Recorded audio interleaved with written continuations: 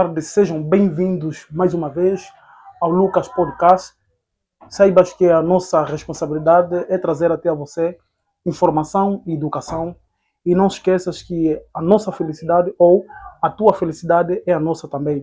E hoje não estamos diferente, mais um episódio. Vamos falar de literatura e estamos aqui com o senhor Josué Bunga. Seja bem-vindo, Josué Bunga. Ok, muito obrigado ao Lucas Podcast. Estamos aqui para atender o vosso convite, a fim de abordarmos sobre o tema que brevemente será dito. Primeiro queremos agradecer já, não é? Agradecer pelo espaço. Estamos aqui na biblioteca, isto é, está localizado no Quicolo, Boa Esperança. E queremos agradecer pelo espaço e fomos bem recebidos pela equipa. Então queremos agradecer. Estamos aqui mais uma vez para transmitir alguma coisa que vai poder agregar valor na vida, não é, de quem está a ver esse vídeo neste momento, e vamos falar de literatura. Mas antes, porém, gostaríamos que o senhor José fizesse mesmo a sua apresentação. Ok, a minha câmera, qual é essa? Pode ser olha aí. Ok, as duas, ok. Ok, muito obrigado. Desde já, saudações a todos, extensivos cumprimentos a todos que nos acompanham a esse momento. Eu sou Josué Bunga, vulgarmente tratado por diplomata. Sou formado em Ciências da Educação, a nível da licenciatura, especialidade da História, e estou mestrando, a terminar, no caso, mestrado em Ciências da Educação também, especificamente na especialidade da História de Angola, pelo ICE de Luanda. Tal como é do conhecimento da maioria, fora da componente educativa ou da formação, eu trabalho necessariamente com livros, trabalho com projetos sociais, trabalho com bibliotecas, trabalho com literatura e por aí afora. Então será um prazer enorme falar sobre o que nós temos vivido, ou o que nós temos cultivado durante o nosso percurso. Ok, José Bunga, gostaríamos mesmo, já que nos falássemos um pouco sobre a literatura e a importância na sociedade. Olha, antes que comecemos a falar sobre a literatura e sua importância, importa descortinar primeiro o termo literatura, que vem do latim litera, que essencialmente significa letra. Ou seja, quando nós estamos a falar de literatura, querendo ou não, nós estamos a nos referir à letra, mas a literatura não se resume pura e simplesmente às letras. Há uma componente da literatura que é a literatura oral, que é praticamente a predominância da maior parte das sociedades africanas. Essa também interessa ao ramo da literatura. Ora, quanto à questão que me foi colocada sobre a literatura e sua importância na sociedade, a literatura por si só carrega o imaginário coletivo da sociedade, ou seja, é uma outra forma de representação das expressões e da especificidade, por exemplo, ou então das manifestações culturais, identitárias de qualquer população, a nível quer africano, quer de modo particular angolano, quer de modo geral, a nível mundial. Então a literatura acaba sendo uma forma artística e criativa de representatividade dos povos. Ok, e qual é a diferença entre literatura e leitura? Olha, a literatura é arte, né? E a leitura é nada mais que uma atividade que tem como fim descortinar essa arte que nós chamamos de literatura. Ou seja, a literatura é ampla, enquanto a leitura é uma prática dessa amplitude da literatura. Suponhamos, por exemplo, que eu esteja a ler um livro literário, né? Um livro literário, por exemplo, do gênero prosa, especificamente romance. Eu fazendo a leitura desse gênero e da especificidade que é o romance, eu estou fazendo a leitura de um livro literário, ou seja, estou a associar a literatura e a leitura. Logo, a literatura é a complexidade da prática ou do exercício que se faz da mesma, que se chama leitura. Ok, e na tua opinião, né, senhor José, na tua opinião, como que a literatura tem ajudado ou ajuda a sociedade? Como é que ela ajuda? Olha, a literatura molda qualquer indivíduo, forja a identidade de qualquer indivíduo. E nós estamos precisamente num local onde, por si só, a pessoa, lendo ou não, acaba tendo uma panorâmica diferente da construção social ou de quem a pessoa seja. Então, a literatura, sendo essa componente digamos que expressa e manifesta a identidade ou a cultura de uma sociedade, acaba por moldando o indivíduo ou então acaba por deixar o indivíduo de uma ou de outra forma em territórios alheios. Ou seja, a literatura forja uma nova identidade. O indivíduo consegue adaptar-se, né? Consegue adaptar-se em outros meios, Exatamente, outros campos, exatamente, por causa da literatura. Exatamente. Ok, e nós estamos a ver durante muito tempo que, não é, que a sociedade angolana tem desenvolvido muito no caso da literatura.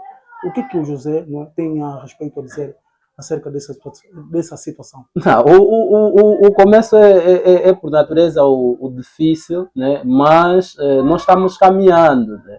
Também não podemos assim, considerar taxativamente que nós já temos uma classe literária em Angola. Temos uma classe em construção, né? Já tivemos uma classe literária, nomeadamente na década dos anos 50, mas atualmente nós estamos a construir ou a tentar construir uma cultura literária que ainda não temos, precisamente mais para o lado da juventude, né? Que pouco ou nada conseguiram dar daquilo que foi o manifesto literário das sociedades anteriores. Então, neste caso, eu entendi muito bem que o José acabou de dizer, neste caso a juventude está a se aplicar pouco na literatura?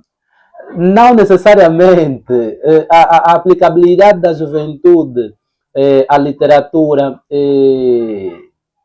não que seja pequena ou então incipiente, não necessariamente, mas só não podemos considerar taxativamente que nós já temos uma cultura literária ou já temos uma sociedade que podemos classificá-la de literária. Temos uma sociedade em construção para a literatura, temos uma sociedade em construção para a cultura literária. Isso leva tempo. Olha, você que está nos acompanhando, já queremos convidar, passa aí as nossas informações, ajude o nosso canal a crescer, faça a sua doação, porque nós estamos aqui para transmitir até a você acerca desse tema e sei que alguma coisa de valor vai né, poder agregar. E por tudo isto nós gastamos um custo e também queremos que tu ajudes esse canal a crescer para os outros povos continuar a ver esta grande lição que nós estamos a trazer aqui. José Bunga, continuando, não é, na mesma senda, como é que a literatura pode, não é, pode influenciar a cultura do nosso povo? É uma pergunta interessante, mas eu penso que uma resposta primária já foi dada, mas vamos tentar ampliar essa mesma resposta. A literatura, por si só, é uma emanação da cultura, é uma especificidade do que for ou do que seja a cultura de uma sociedade. A literatura é a conservação, a preservação do imaginário coletivo de uma sociedade. Ou seja, atualmente nós podemos conhecer uma sociedade por intermédio da literatura, por intermédio do que eles transmitem nos livros que escrevem, por intermédio do que eles transmitem, por exemplo, na arte que classificam. Então a literatura tem essa presença massiva dentro da cultura. Sem a cultura, precisamente não existiria uma literatura, sobretudo do ponto de vista heterogêneo. E qual é o papel, né? Qual é o papel da escola? O papel da escola no ensino da literatura? Olha, a escola tem um grande papel não só na transmissão do que seja de fato a literatura, mas sim também na criatividade artística dos próprios estudantes, tendo em conta, por exemplo, os vários textos que circulam dentro da escola. Há uma ideia reducionista que se tenta passar a nível das escolas, que a literatura por si só tem como objetivo a distração ou o lazer, quando na verdade dentro da escola pode-se cultivar uma literatura não só do ponto de vista lúdico, mas do ponto de vista político-social. Ou seja, há uma literatura que é chamada de literatura no contexto político-social que forja, que revoluciona a mente do estudante. Essa literatura, por exemplo, se for tão bem consolidada a nível das escolas, nós teremos poucos estudantes acríticos. Né? Então, a literatura também ajuda na desenvoltura do pensamento crítico do estudante, desde que seja passada tal como ela é, a nível das escolas. E como deve ser passada? Como deve ser passada? Através de exercícios literários, através de sugestões de livros, através de análise e interpretação de texto. Não leitura, como se tem feito em muitas escolas. A literatura vai para além do óbvio. Né? A literatura não é objetiva necessariamente. A literatura é subjetiva, logo não é o que está escrito que nos dá a entender que seja de facto o que o autor quis transmitir. Okay. Porque a literatura por si só é uma especificidade artística, logo carrega o subjetivismo, carrega uma herança simbólica que requer mesmo interpretação. Então, a nível, por exemplo, dos próprios professores, devem passar necessariamente as sugestões de livros, mas livros que ajudam de facto a moldar a mentalidade dos estudantes. Ok, e falaste uma coisa muito importante que eu peguei. E se for para aconselhar, não é, as pessoas que estão a começar no ato da literatura, qual é o livro que aconselharias? Olha, eu não aconselharia nenhum livro que não fosse o meu, né? Estou a brincar. Ok. Há uns e tantos livros que eu aconselharia para a leitura primária, porque é importante, por exemplo, para quem deseja cultivar o hábito de leitura, a pessoa precisa começar por livros que, primeiro, chamem a atenção da pessoa e, segundo, livros de poucas páginas, se necessário.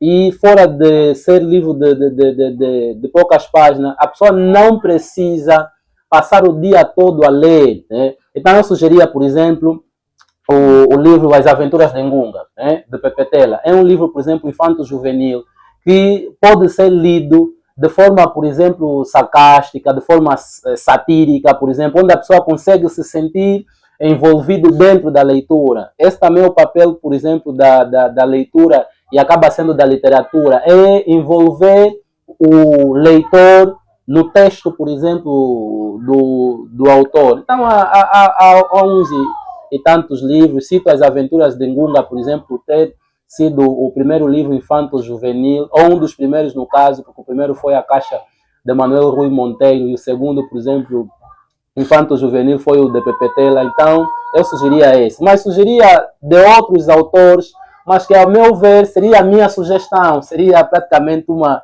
imposição literária, se assim podemos considerar. Então, cada um lê o que lhe interessa, cada um lê o que lhe chama a atenção. Eu não preciso estar aqui, por exemplo, a sugerir que a pessoa deve ler um ou outro livro, quando, na verdade, o que eu encarei como positivo no livro, uma outra pessoa pode encarar como negativo no livro. Okay. Então, há esse subjetivismo, mas eu aconselharia que as pessoas lessem livros de linguagem, por exemplo, simples. Livros, por exemplo, de composições simples, que a pessoa pode ler sem necessariamente perder o interesse pelo livro.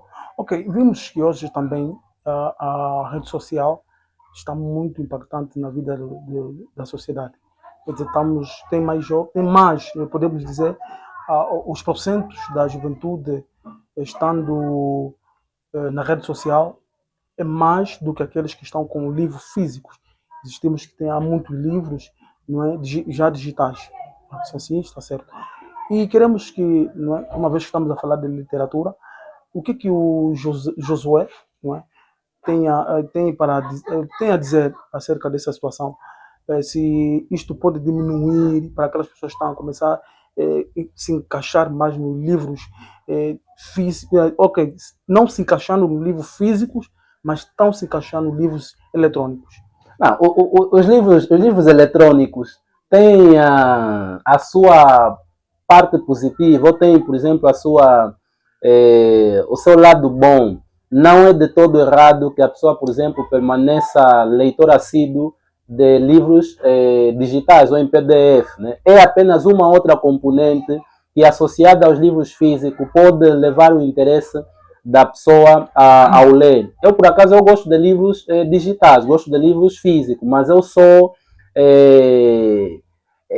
como é que eu diria? Eu sou amante mesmo de livros físicos, porque a sensação, por exemplo, o gosto e o interesse de pegar um livro pelas mãos é diferente de ler um livro, por exemplo, pelo telemóvel, né? Mas isso não é de todo errado, né? Embora que há outras questões que passam como consequências, por exemplo, das longas horas que a pessoa permanece a ler um livro em suporte digital, que não acontece para livros, por exemplo, físicos. Então, é apenas uma outra alternativa para que a pessoa cultive o livro, a cultura literária, né?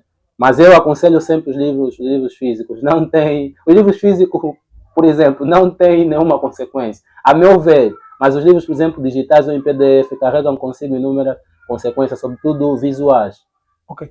E chamou-me a atenção, não sei se vou estar fora do tema, mas eu quero aqui partilhar com o José. Quais são, tem aí umas técnicas para as pessoas que estão aí a começar, ou aquelas pessoas que tentam começar a entrar no mundo da literatura, mas por motivos eles perdem essa sensação. Como é que eles, quais técnicas que eles devem usar para ter hábito?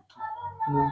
Olha, há um adágio popular que diz que aprende-se a ler lendo. Ou seja, se a pessoa não ler, não aprenderá a ler. Então nós aprendemos a ler lendo. Descortinando isso. As técnicas existem, as técnicas são necessárias. Há um campo dentro da imaginética literária, que é a didática da leitura, que ensina, de facto, como a pessoa deve ler, como a pessoa deve interpretar, como a pessoa, por exemplo, deve analisar uma ou mais obras. E há critérios próprios. Não se lê um livro, por exemplo, de conto da mesma forma que nós vamos ler um livro poético. Não se lê um livro poético da mesma forma, por exemplo, que nós vamos ler um livro de ficção. Não se lê um livro de ficção da mesma forma que nós vamos ler um livro científico. Ou seja, há critérios próprios para a cada tipo de leitura. Tanto mais é que existem diferentes tipos de leitura e níveis de leitura. Isso para nos dar a entender que não se lê livros diferentes da mesma forma. Não consegui perceber, por favor. Só parte aqui que não se lê livros diferentes da mesma forma. Ou seja, existem tipos de leituras. Por exemplo, se eu estiver a ler um livro de conto, a forma de leitura será diferente. Por exemplo, eu posso começar por um tipo de leitura mecânico, que é o tipo de leitura que vai me ajudar primeiro a ter uma visão geral do livro, sem necessariamente me prender a um ou outro parágrafo. Mas depois eu posso adotar, por exemplo, uma leitura reflexiva ou analítica, que vai me prender a interpretar as diversas personagens do enredo do livro. E depois eu posso, por exemplo, adotar uma leitura sintópica, que pode ser, por exemplo, mais ou menos, procurar entender um livro, não a partir do próprio livro, mas a partir de outros livros com o mesmo assunto. Ou seja, há inúmeros tipos de leitura. E nós pensamos que para ler basta pegar um livro e começar a folheá-lo, por exemplo, nós estamos a ler. Não necessariamente, porque existe uma dimensão de leitura que é a leitura de lazer, onde a pessoa não tem interesse de aprender o que está a ler, quer apenas divertir-se. Há pessoas que leem, mas não têm interesse? Sim.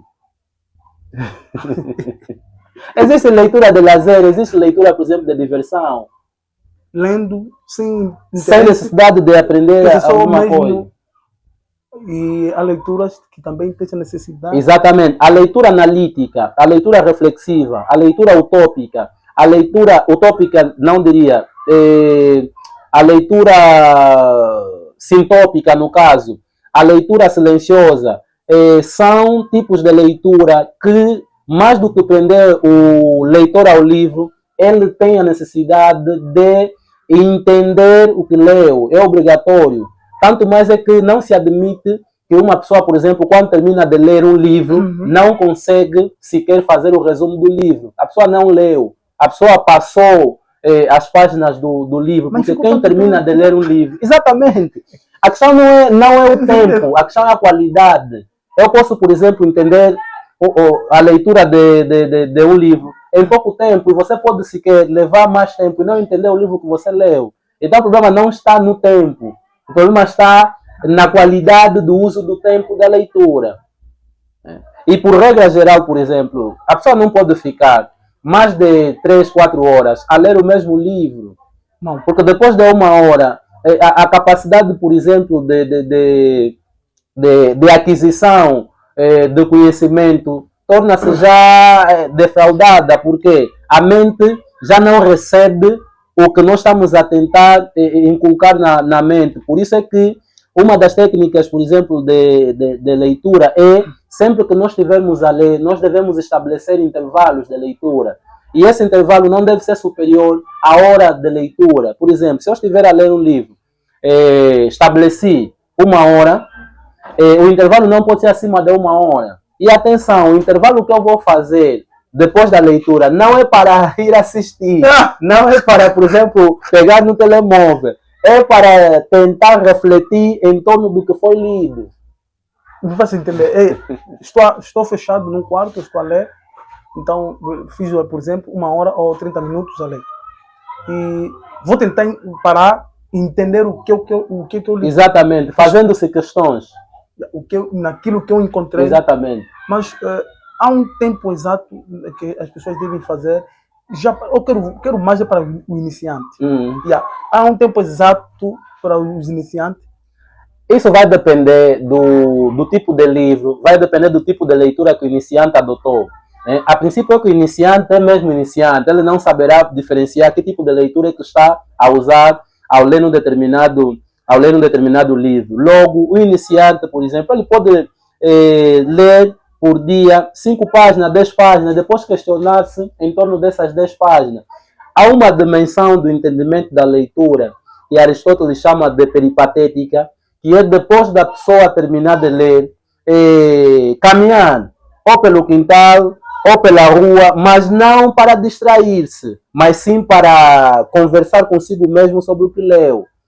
Mas se a pessoa, por exemplo, tem dificuldade de estabelecer esse diálogo interno, então a pessoa pode permanecer no mesmo local, chamar alguém, e essa pessoa pode ser mais ou menos o júri. Ele faz perguntas, responde. Ou pode ficar de frente ao espelho. Ou seja, há inúmeras técnicas de como o iniciante pode ou poderá conseguir entender um livro. Mas atenção, entender um livro é difícil. Tal como pensar, é mesmo difícil. Então, o iniciante não pode emocionar-se pensando, por exemplo, que basta terminar de ler um livro e entender logo. Não.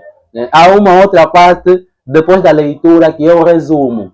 E há uma outra parte do resumo que nós podemos, por exemplo, chamar de resenha crítica. Ok, você leu, fez o resumo, essa é outra parte. Depois do resumo, você precisa estabelecer uma resenha crítica. Quais são os pontos, por exemplo, que você discorda do que leu? Uau. E discorda por quê? Quais são os pontos que você concorda do que leu? E discorda por quê? O que mais lhe chamou a atenção, por exemplo, no livro? Essa já é uma dimensão de leitura que o iniciante, por exemplo, não saberá como lidar, porque ele não consegue desassociar ou então diferenciar os tipos de leitura. Fazendo uma leitura, você ganha essa autoridade, fazendo o análise naquilo que você achou, vendo se, não, até ali ele podia falar isso. Sim.